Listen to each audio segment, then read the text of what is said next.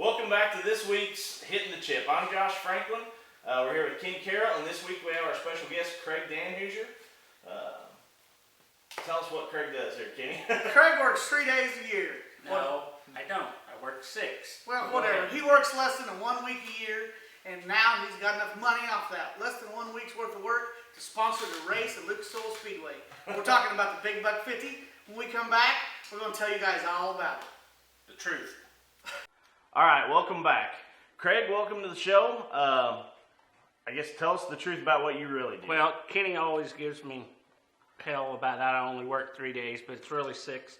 I do a turkey hunt in the spring, and we pay back $6,000 for the biggest turkey. We just had 27 turkey hunters and killed 35 turkeys this spring.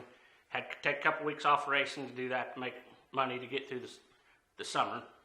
But my real job is the Whitetail trophy hunt.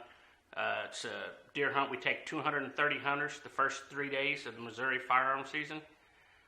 We pay back $15,000 to the first place hunter, and a free hunt. We pay back $150,000 in cash and prizes. And over the past 28 years, we paid out over $4.5 million. Now, just so everybody knows, it's not like you're truly an outfitter where they pay you and you come guide them for the day, hold them by the hand, show them the animal, all that kind of stuff. It's closer to like a bass tournament, really, correct? Correct, yeah. Except we have a computer drawing, that way there's no favoritism. And then the landowner is in competition also like the hunter. If they kill the biggest deer off of, say, my farm, I win $7,000 as a landowner, and the hunter wins $15,000.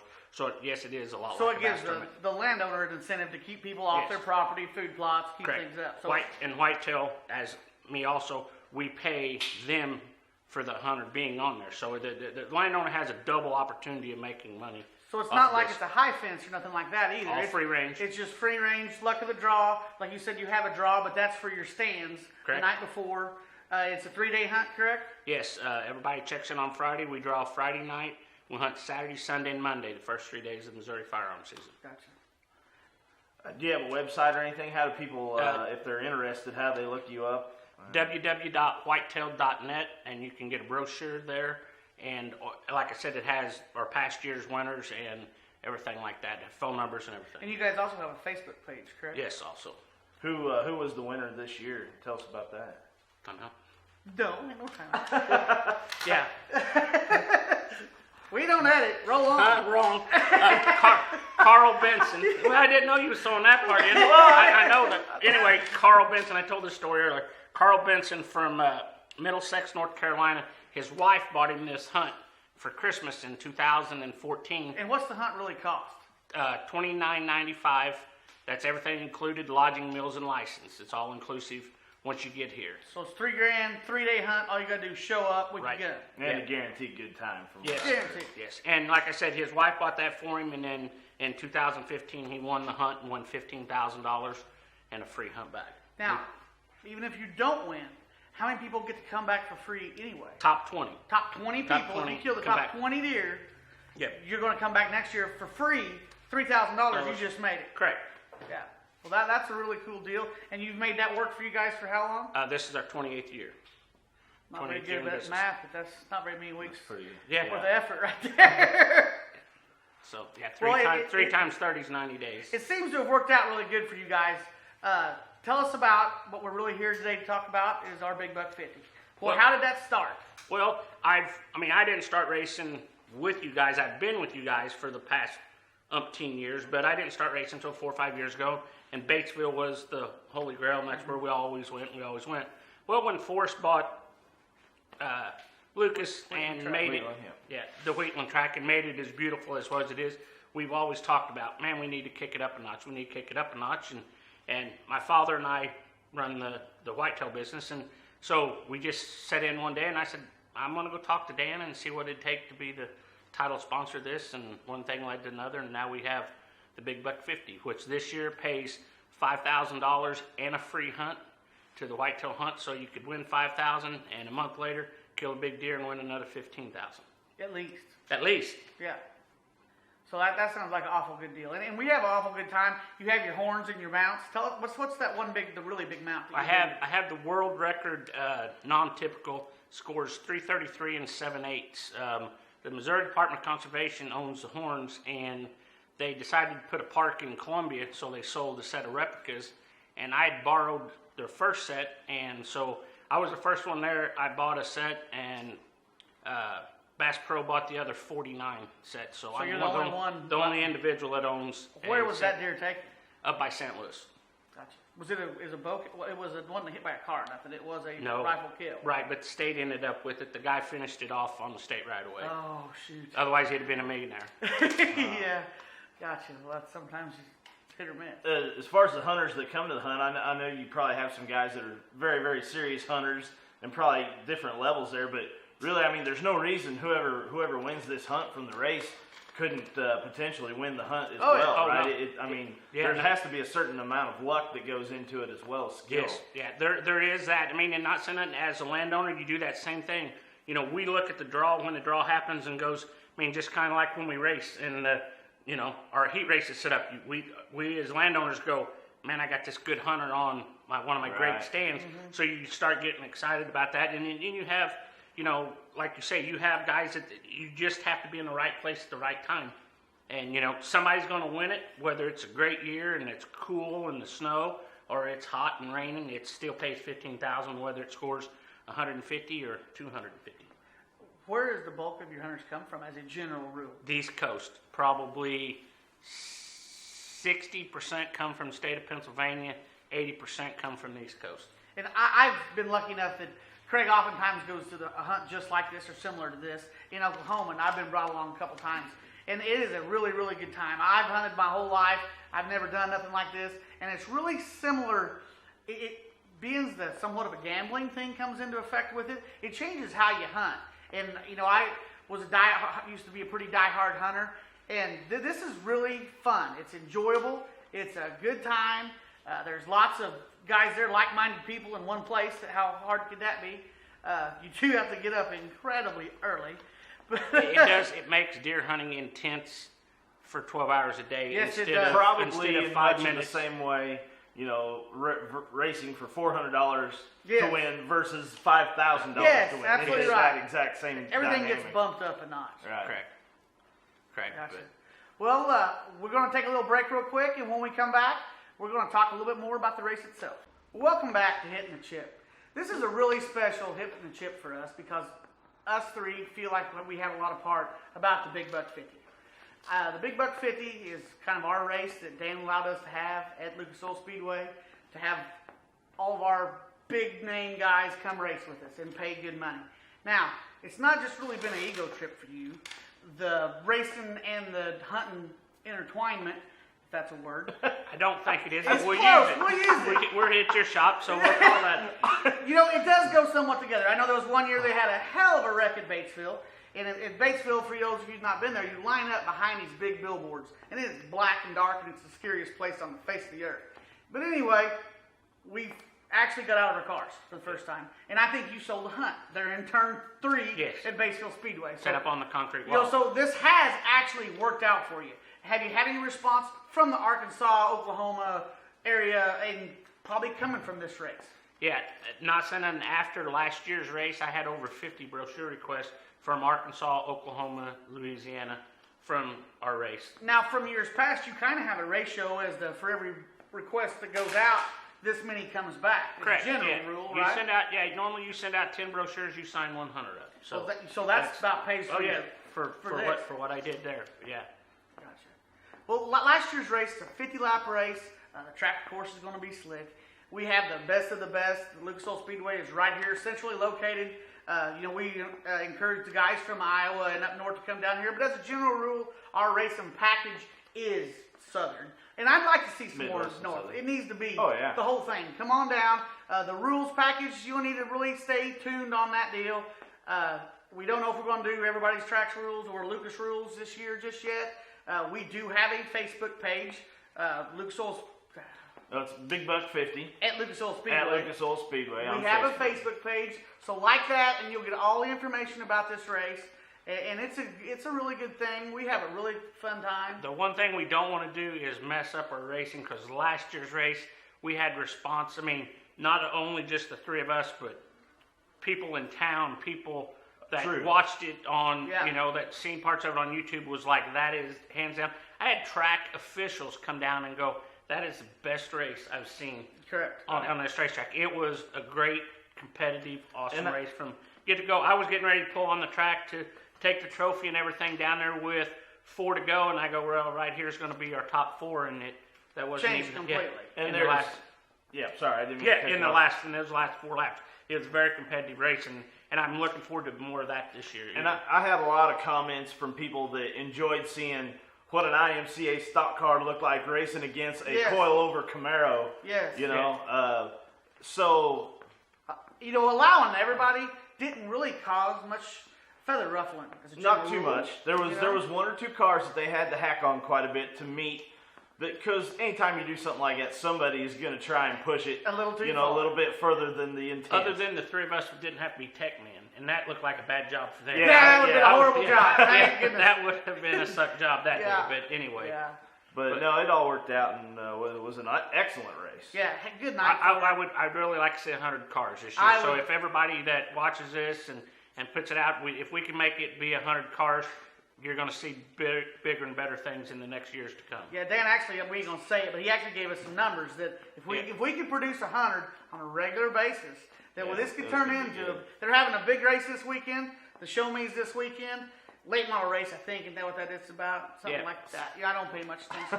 But, if we can consistently have that kind of car count, there's no reason we can't have our own show me for street stock cars. And my goodness, wouldn't that be cool? It'll be the Big Buck 50, not the show me. The Big Buck 50. The Big Buck 50. I forgot what it was all about. Well, didn't we? You're not one paying for it. That's why. That's why.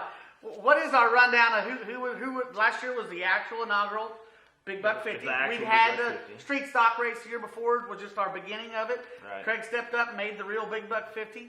So what is the top 10? I've got the top 10 rundown, and it's a pretty good mix of locals at for the Lucas Oil Speedway and out of towners. Some big show regulars and some others that we hadn't maybe seen before. So in 10th place was Chip Shaddix from Wheatland, Missouri. Finished second in the points. Finished second in the points. Always a fast running car there. Let's see, where did we go after that? Steve Beach, our guest last week, who also picked up a win at the Double X Speedway. Yep. He's having a hell of a year this year. Yeah, finished third at Lucas, and so I'm going to say we brought him a little bit of good luck there. I would say. Okay. 8th was Doug Moore from Brosley, Missouri. I believe that was the red 71 Leaf Spring car. Oh, yeah. That Claudia Cook drives regularly. Something to do with Arkansas. So, down that area. Number 7, Kenny Carroll from Canton, Missouri. Tried. What are we going to say about Kenny? We tried. 6 was Tony Anglin. Anybody in the world of street stock racing knows Tony? Tri-State regular, Batesville regular. Always used to have the old 454 Morset cars. I built a tribute car. Tribute car looked very good. Looks very nice. 5th was Jared Hayes. I'm not sure what part of Arkansas. It doesn't say what part of Arkansas they're from, but they're from Arkansas. From Jones. I think the Jonesboro area, somewhere down there. David Hendricks, Lakeway, Missouri, finished 4th. Tim Brown finished 3rd. He's obviously a local. And on a hell of a roll. And on a hell of a roll. He seems to be the man with the plan at Batesville right now. For sure. 2nd was kind of what I would pick as a dark horse out of the whole deal was Kyle Slater from... Actually builds his own cars and sells a few cars. Yeah, builds and sells cars. Oklahoma. He was on a 2-barrel. Mm-hmm. He was one of the cars on a 2-barrel racing against some 4-barrel cars. And, in that race, there was a lot of displays of blazing speed guys that would come to the front and fade back. He was just there the whole race and kept himself there and picked up. I think he gained that last spot there just at the end. So anyway, hats off to that guy. And then our winner, of course, Mr. Jeremy Russell, good friend in the keg team. When he said himself 4 or 5 to go.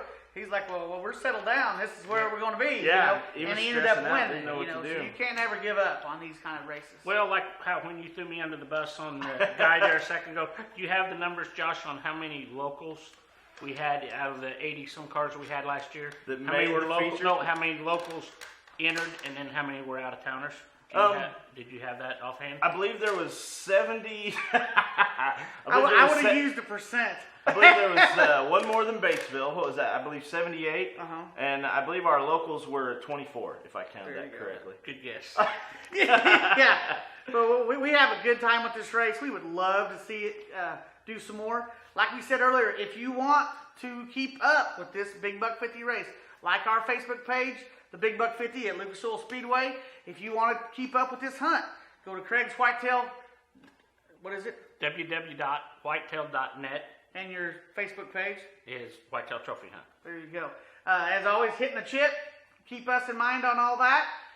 We may try to be working on some T-shirts for this year's Big Buck 50. That would be really nice. That would be cool. That would be great. That's still in the early works, but Well, with all that all being said, you guys got anything else you want to add?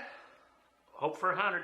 Hope for 100. Hope for 100. Let's make it 100. Let's make it 100. One thing I would like to mention, if they'll go to the Keg Team's Facebook page and check out a lot of the pictures and stuff that I think they took. had like a 50 picture deal. That's easier said. Yeah. But Rolls it- right off the tongue. You know, it just showed their whole team and family enjoying all the facilities. Yeah. But what was their famous quote was, "It's not a racetrack, it's a racing resort." Racing resort, yeah. You know, that's cool. We're lucky to have such a thing in our area. Right. Russell said he taught Hank how to fish that weekend. Yeah, I think it was the first time Boyd ever went. Something like that, yeah. Yeah. I heard Russell learned how to ride a bike. Motorcycle this weekend. This weekend, so that's happy for them guys. But Well, guys, we sure appreciate your constantly watching us. If you want to get involved with us, banners, T-shirts, or whatever, send Cobra a line, which is Big Planet Media, and we can get you hooked up. Well, on that note, I think that wraps it up. Thank you, guys. We are going to hang around here just a little bit. We're going to do not really a tech tip. We're going to end a fight me and Josh currently have going about what the numbers on Sweetheart are. Because we stunk the place I was up going to say, again for this anyone week. that's not paid attention to our situation in the last couple of weeks, We've we never suck raced. again. We've you know? never raced before. See, and that's the only reason I'm here tonight is to watch is this. to keep these two apart. Otherwise, that was the reason for me being here tonight. Well, we'll be right back. Thanks. All right, we're back. What we're going to do right now is settle a little bet / disagreement that me and Kenny are having on where we think this car is at right now. But what happens, we all get busy in our lives. You know, we all get in a hurry. We all get to trying different things. You know, so we've made a couple spring swaps, some shim adjustments and things like that, and we feel like we've kind of got ourselves out in the left field, but we don't exactly agree where we're at on this thing. So me and Kenny, we got dinner on a bite number contest. So what we're going to do now is let this car down on the scales and see which one of us is closer. I'm guessing we're around 120 pounds of bite. Kenny, at the track, said he thought we were around 150 plus, but now he's saying he thinks we're 135. So that's what we're going to do right now, and hopefully we'll still get along after this deal. So. And if Josh's jaw drops, I may have, yeah. we're all screwed. I may have to suck some backwater here, but our lovely assistant Craig is going to lower the car on the scales now, and we have our bounce crew. Are we sitting in the middle back there? Yep. For those of you that don't have scales at home, this is a really, really important tool. They're $1,000, $1,500, This is terrible, man. but it's worth it. This is terrible. We're both in trouble. What's it say? Okay, here we go. The actual bite number in the left rear is 184 pounds of left rear bite. Oh, pounds closer. So now we are. Now see, here's the argument. Does bite reduce side bite? Or how does that work? That's been our biggest argumentative thing in the world. It does to a point. You know, he's a silent fighter, and that really sucks. So we gotta really work it out. You know, I thought we'd be, honestly, at the track, I was saying it's back to our normal sweet spot of 160. Right. We've been trying tons of new things. I'm amazed it's that high as well. I really really am, guys. Keep in mind, wheel offset does change bike numbers as well. We set our tire pressures the same as we always do at the races, right here, right now. Yeah, so I'm still a little bit bum fuzzled by all this because we had a car that had no side bite, no forward bite. It was in the slick and had no traction. So, yeah, we're gonna drink a little bit of Red Stag and go over these numbers, I guess, and we'll try and get back with you next week on what we decided to do. Thank you, guys. Thank you, guys. For the record, I won. Yeah, for the record, I owe Kenny dinner. So. And do your like quote. Oh, yeah. Oh yeah, all right. Kenny's gonna take us out of here. And now that we're done with that, always remember that if you cannot win the show, be the show. Thank you. Thanks for Have a watching. good week. Nice.